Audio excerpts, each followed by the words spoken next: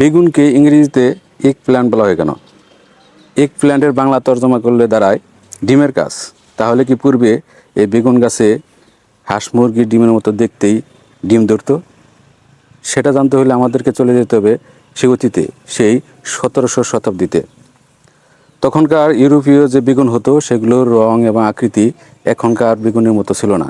তখনকার বেগুনের আকৃতি ছিল ছোট গোলাকার এবং রং ছিল সাদাটে।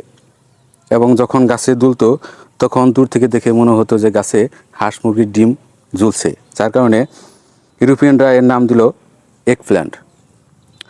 আবার কারো মতে কলোনি মাস্টারদের জাহাজে চেপে বেগুন চলে গেল আমেরিকায়। সর্বপ্রথম গোলাকার যে আকৃতি ছোট বেগুন ছিল সেগুলা আগে গেল। তখন আমেরিকানদের এই বেগুন দেখে মনে হলো এ তো হাঁস মুরগির ডিমের মতো দেখতে। তখন তারা এর নামকরণ করলো এগ প্ল্যান্ট, তার মানে ডিমের গাছ। চমৎকার না বিষয়টা? সত্যি চমৎকার।